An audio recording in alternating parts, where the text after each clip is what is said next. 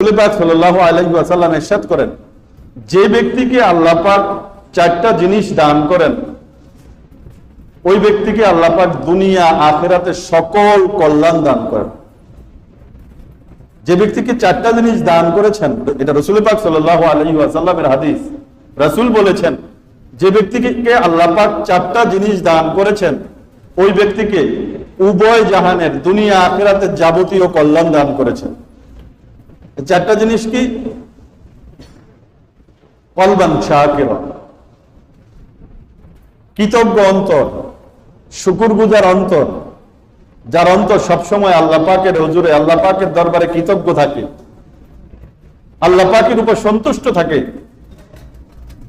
আল্লাহ পাকের নিয়ামতগুলো স্মরণ করে সে খুশি থাকে আল্লাহ পাকের উপর। দুই, লিসানান যাকিরা, এমন জবান, যে জবান আল্লাহ পাকের জিকির করে সবসময়।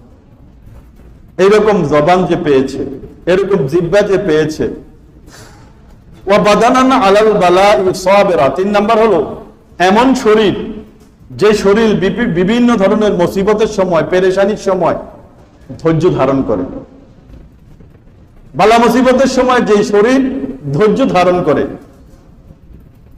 কোন ধরনের প্রতিক্রিয়া দেখায় না, ধৈর্য। এই ধরনের শরীরটা যে পেয়েছে, সে দুনিয়া আখিরাতে সকল ভালাই পেয়েছে, সকল কল্যাণ পেয়েছে। চতুর্থ, যাওজাতান লা তাবগীহি খাওনান আলা নাফসিহি ওয়ালা মালি,